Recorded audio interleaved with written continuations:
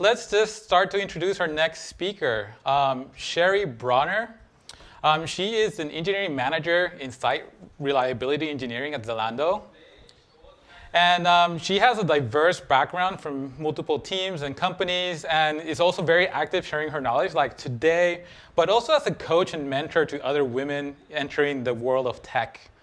So today, she's going to talk about how we can sustain acceleration in the new normal through monitoring, tracing, and enabling. So let's just welcome Cheryl to the stage. Hi, everyone. Thanks for having me. I'm very happy to be with you today and sharing my knowledge about the leadership, which I consider my strength. And that is because, as Sean mentioned beautifully, through training, educating myself continuously, and I'm also enjoying sharing my knowledge and experience with others. So today, I would want to talk about how we would sustain the performance team throughout all the changes. But first, let's see who's Zalando. Zalando is Europe's leading online platform for fashion and lifestyle, head-to-toe fashion to more than 35 million active customers. Gross merchandise volume, or GMV, is about 8.2 million, and we are offering about 3,000 brands to our customers. So Zalando is a larger scale and well-established company. It is a mature organization with a strong established culture. All I can share comes from that perspective, and I hope that you can take something from this talk and I have to share, no matter at what scale of company you come from. We all know that the time is showing us a rapid change, and we also come at Zalando from being on site and not having a remote culture to distributed work. But at Zalando, change is in our DNA. We are trained and ready at all time to manage the unforeseen changes. This readiness was more visible when the sudden distributed work came to mandate. So here is how I managed to do my work at the day-to-day job. I'm going to introduce a toolkit that I use on my day-to-day work. Using this, I managed to increase the retention of my engineers, managed to unblock the growth and empower my people, managed to transform behaviors from unapproachable people to a go-to person. And in short, I enjoy bringing the best out of people. Everyone has a talent and a uniqueness in them. All it takes is to help them discover and embrace it. So how do I do that? I'm glad you asked. So let's jump right in. This is how I bucket my toolkit that I put together. And I want to highlight that this is what I consider as a toolkit that helps me. I want to show you my experience to enable you understand what is your toolkit, how try to discover and organize it as an empowerment for yourself as a leader. So I use this one to help my team, help myself, and to help contribute to the success of the company. First bucket being leadership. So in this bucket, I would like to start with encouraging you to establish your leadership brand. A brand is what you develop and what others perceive from you. The brand is a principle, a belief that helps you with to have a guideline in a hard situation. This is your identity. It gives you a focus, and it helps you to follow through and deliver. Ask yourself one question. What do I want to be known for what do I want to be known as a leader? So a while ago, I read a book, which a lot of you might have also read, called Radical Candor, and that's from Kim Scott. In this book, it explains and introduces 4 quadrants of leadership style. And it actually recommends one of the quadrants being radical candor. In this quadrant, you have 2 axes: care personally and challenge directly. So basically, the balance is to be in between. But the great situation, this model actually resonates with me a lot. And the great situation that came in place, which I could use this model, was in the beginning of 2020 when we were faced with a sudden change of being on a remote position. So when we went 100% remote, I also started to pivot towards the access of care personally, because I had to rediscover my people. I had to understand what is it that they are now, in which situation they are at, and how would they maintain to remain productive. We come to the next one, is to get to know your people. Getting to know your people is not just through maintaining a one-on-one. It goes beyond that. You need to understand who this person is, their culture, their values, their personalities, challenges and wishes, career life. These are all the stuff that a leader needs to understand. And to get to know that person, you need to create trust. A trust is a fundamental of a team building, but the trust is also gained. The trust is gained by you showing your vulnerabilities first, and by setting example, leading by setting example, and people start opening up to you. By knowing your individual people, knowing their skills and goals, you also can manage to maintain the team energy. And by that, you get to practice something called situational leadership. In the situational leadership, you are aware that in every situation, you will have to understand the urgency of the task at hand, the changes that are around, the importance and sensitivity of the situation. And you also have to understand the skill set, maturity, and also the motivation of that individual. And then you can act as a leader to set your people up for success.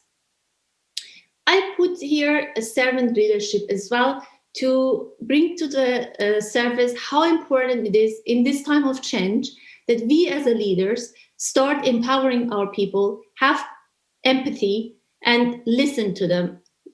Monitor the situation very carefully, very objectively, and be ready to act with the toolings that we have at hand.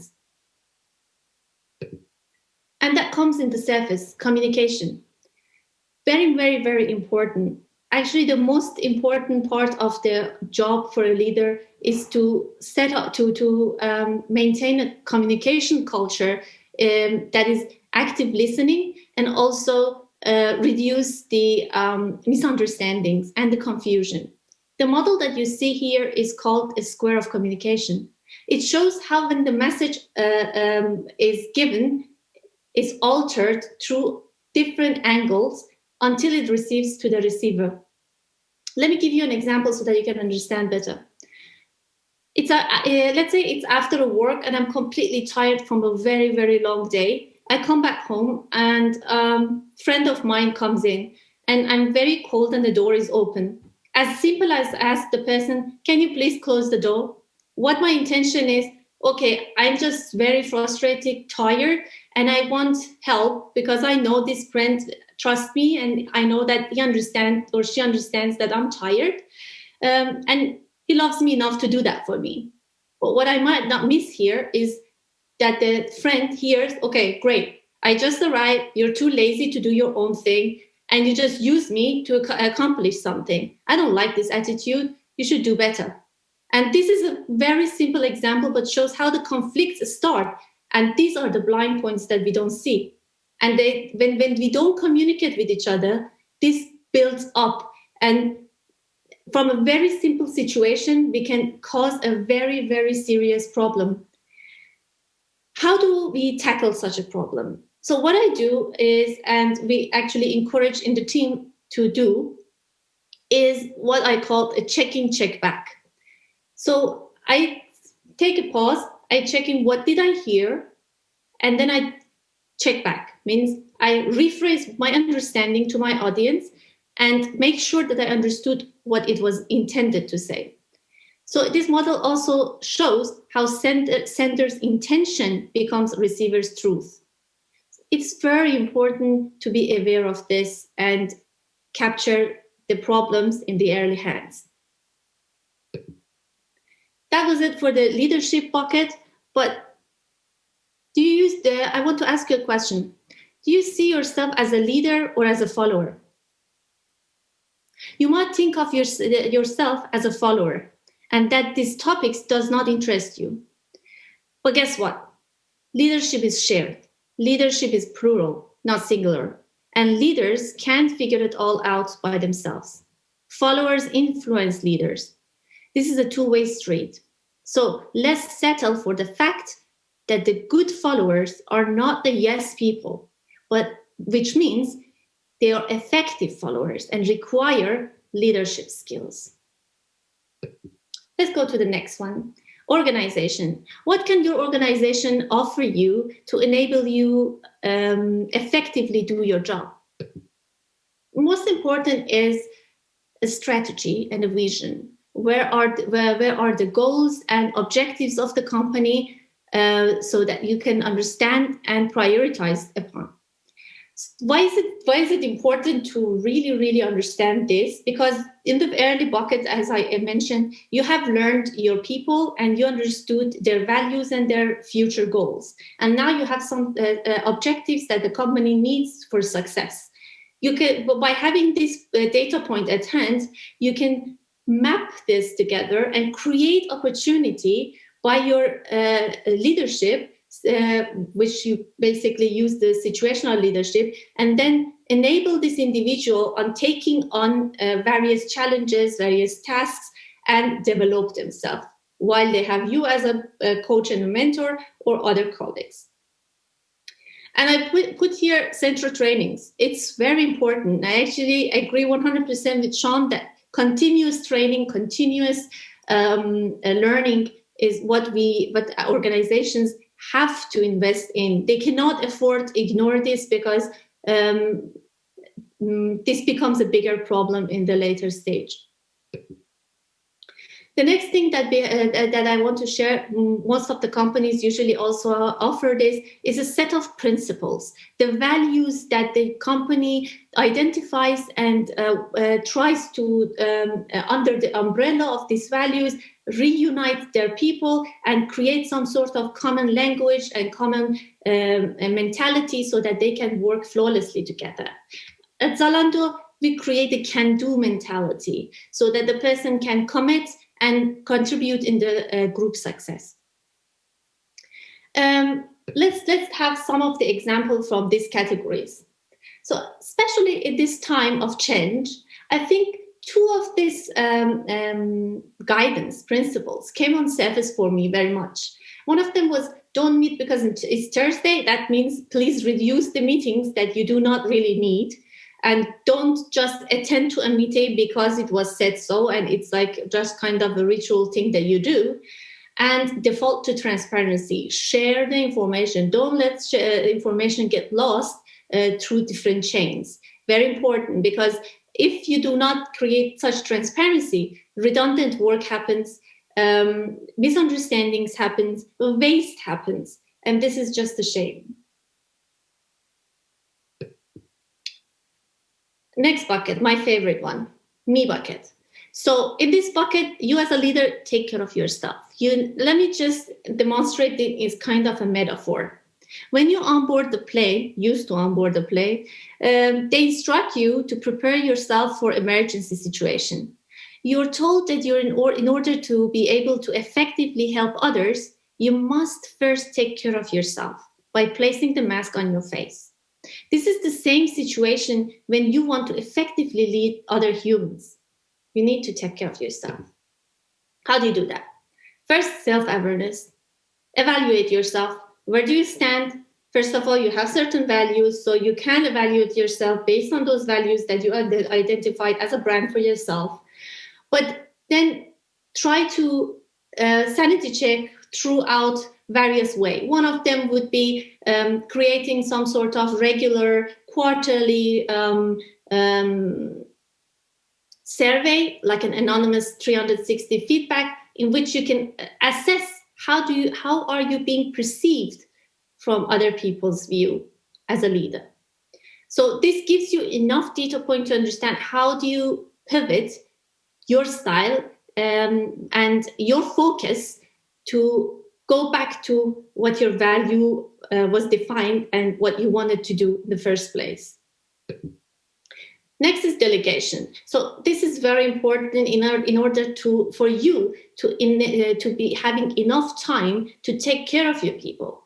It means delegate when possible. You don't have to do everything yourself. I know tasks are important, they're urgent, they're sensitive. What if the person doesn't get it right? What if there's a mistake happening and I'm responsible? Share the responsibility. Take the hand of the people and let them fail when it's possible. It doesn't matter. When it's reversible, you can totally let them fail. They learn from their failures, but they have you to back them up. And when possible, delegate 100% based on the maturity and the skills of the person. Obviously, also motivation. But when not possible, try to halfway delegate. Maybe advise the person, maybe instruct the person, but try to use this tool as much as possible to help yourself balance. And the last one, which is again my favorite, is knowledge exchange. Throughout my career, I learned that I do not have enough time in this very, very fast evolving world to experience everything myself. So by sharing knowledge with other peers, I gain their insight, their learning, and I find it like a shortcut for myself to understand different gaps and to understand different perspectives and learnings from others. How do I do this? I managed to establish a session every month, about 2 hours, with my group of peers. And why that? Because we wanted to keep it a closed group in order to establish certain trust. This trust was very important because we were talking about real cases and we were creating this sort of trustworthy situation environment to be able to show our vulnerabilities, which is very important. So in this way, even though that I would not agree with certain person's opinion, I would tend to listen objectively, because maybe in certain situation I could see someone doing a certain way, I would not agree, and I would even say like, okay, that way maybe it's a mistake, but I would learn not to do that because the outcome would be obvious for me. And how do I know that I do all of this and I'm actually working at that the team is productive and that the company is successful? Is through measuring. And we go to the last bucket, metrics. Here we are measuring the performance and the health of the teams. So these 4 metrics that I put here are particularly for the software engineering teams. It's adapted from the book Accelerate, and we started to measure this for about a year ago. And I tell you why it's very nice to that we did this. First, very short introduction of these 4 metrics. The lead time is when an idea goes from being an idea to be fulfilled. Deployment frequency is how often we bring changes to production. Mean time to restore is when failure happens, which is expected from all the softwares, how quickly we get to solve this. And change fail late is how often the ratio basically between the incidents that are happening and the changes that we bring to the production. By measuring this, the first intention was to understand how to pivot the KPI of a company to success rate of the company, how to make the team more productive. But then the time of change came in the beginning of the year, and we realized that some of these numbers will keep changing predictably. And this was a very good data point for us to understand how our teams are performing actually in this distributed manner. We didn't feel blind on their performance. We didn't have to care if they work from 9 to 5 because the performance was clear. It's there. We could see all these measures and how they are changing, indicating how our leaders have to now pivot and help their teams to come back on track, to remain if they are there, and to help them grow further. So this was one thing that I wanted to share. And the next is by feedback. I know this is kind of obvious, but I want to highlight some of the ways that we are collecting this feedback.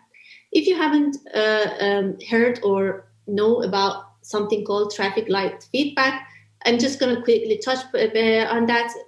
In traffic light feedback, we have a start, stop, and continue, where we say, where we try to tell our feedback into that manner, asking someone to stop certain behavior, celebrating good behaviors by giving feedback and asking the person to continue that certain behavior, and suggesting, because we have good intentions, by giving a start feedback. We do that by giving constructive feedback. By constructive feedback, we use a model called SPIN. In this SPIN, we create, S stands for situation. So first start by objectively give the situation, and then explain the B, which is the behavior, how this individual behaved in that situation. The I stands for impact. What was the impact on the group or me or any other individual? And because of the good intention, the next step, which is a suggestion that we would see as an effective next step. And the organization is also doing something which I think is very nice, a data point for a leader, and this is this pulse check that we have. There's a quarterly pulse check throughout all the organization anonymously, ranging throughout all the questions around leadership, around direction of the company. And this intention is to collect, again, enough metrics to validate, are we doing our job right? Do we have to pivot? Do our people feel empowered? And are they happy? Do they see their value and their impact? So the last thing I want to highlight here, by a very, very small suggestion, we have started to have our check-ins by just one small iteration of introducing our daily mood into a form of an emoji. It's easy in the digital world to just send the emoji of your feeling. It sounds simple, but it says a lot about how should we care for one another and use our empathy on that day if somebody has a hard day. And the last, I want to say how I would actually use all of this together. So by patiently evaluating a situation, I will give myself enough time to look into this toolkit that I put together. And this is just a helpful guideline that organizes my mind, let me distant from the situation, and have enough time to make an informed decision. By making an informed decision, I not only set an example for my people how they should react, and I also manage to distance myself from something called unconscious bias. So maybe in that moment, my emotion, my beliefs makes me think about some situation or some person very subjectively. And that's not fair, is it now? If I would decide in that moment with that emotion, I might have made a decision which would have hurt me later on, because then I would look at it retrospectively and would say, I should have not done that, or I should have done better. I will also highlight this by saying active listening and empathy are the most two important things that we have to remind ourselves on the daily basis. All of this together is because we strive to be effective leaders. Why? Because effective leaders create productive teams, and that's what we want to have. Thanks for listening. All right. Thank you, Sherry, for sharing. So for those who are attending, please use the chat so you can write your questions. So you can already start putting in your questions, and I'll read it to Sherry. In the meantime, I had a question around retros. I mean, there's so many frameworks to run a retro. What is your favorite retro framework to open up a team, especially a new team, right? A team that's forming. How do you get them to open up? What do you use? What kind of tips can you offer? Right. So you're talking about the newly formed team. A newly formed team needs to create trust. Retro is definitely a place to practice. And if you see people in the retro not opening up, then I would suggest to start from one step back. Means by again learning about each individual, understanding where are the tensions come from, and solving that so that they start gaining the trust needed for that retro. I don't think confrontation in the retro would be help. This is actually more damaging.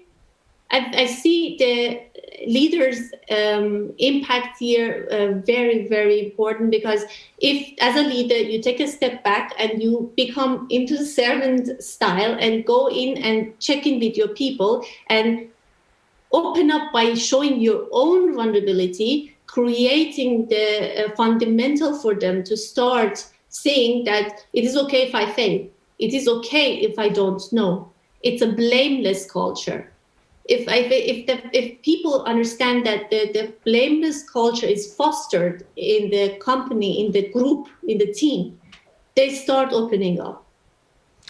Nice, nice. So it's kind of like if you build that trust, the framework doesn't really matter. That trust and building that trust is what matters the most. And then the framework just becomes just another tool to get into the insights. That's right. We do have a question here.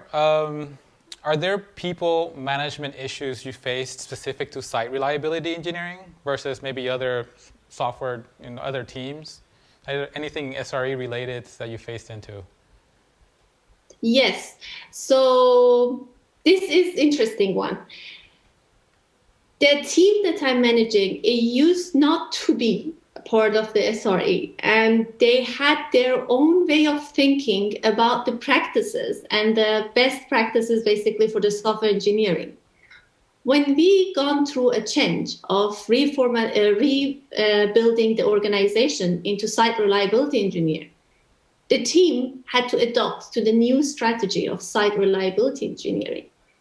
And they had to let go of many beliefs. And we all know that software engineers are very opinionated about their beliefs.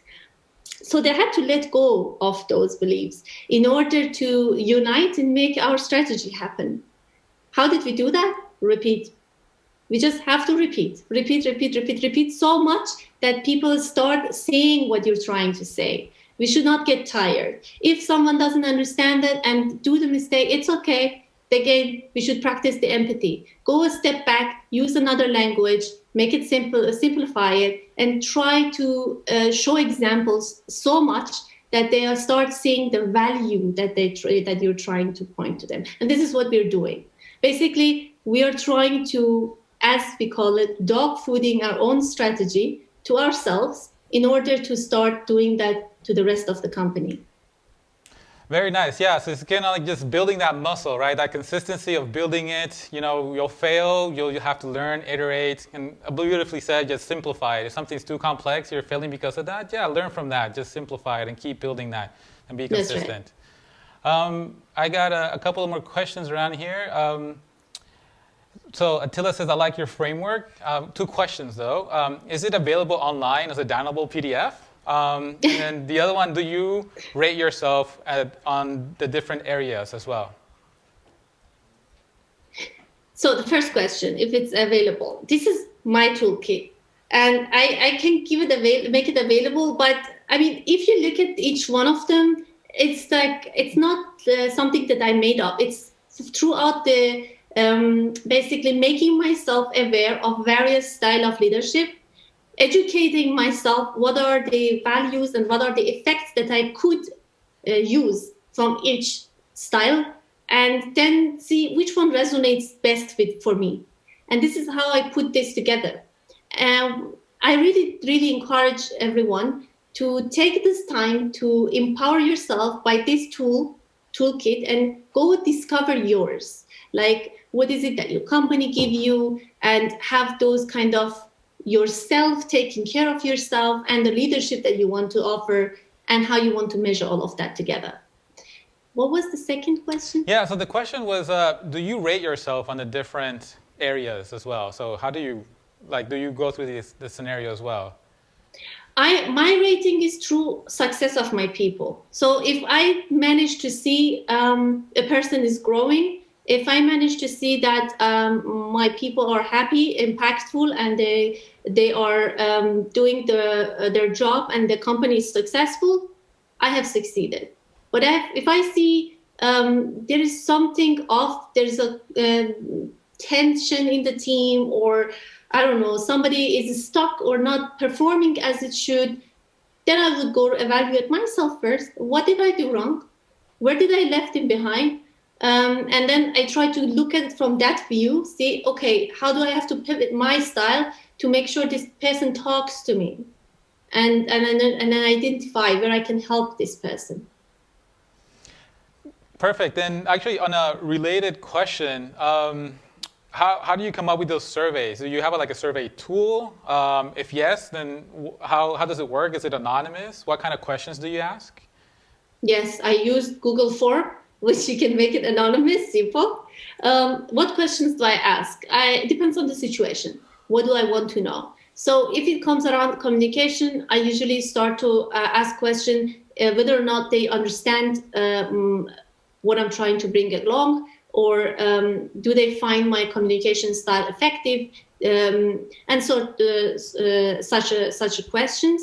And I also always put one or two open-ended questions in those survey, place that give them a little bit of creativity to start thinking a bit from their own perspective, and by making it anonymous, also encourage them to be as honest and as brutal as it gets, because this honesty is what I need to see exactly what's happening.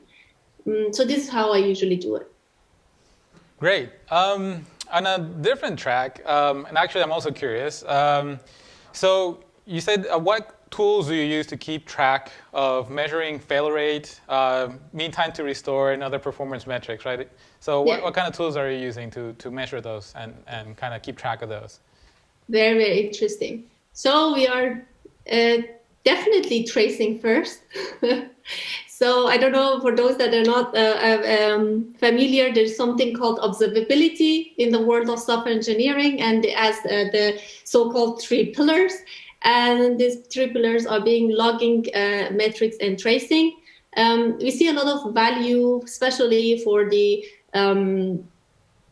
microservices kind of architectural systems, to use tracing, and it has brought other added value also on top of that, by practicing the site reliability,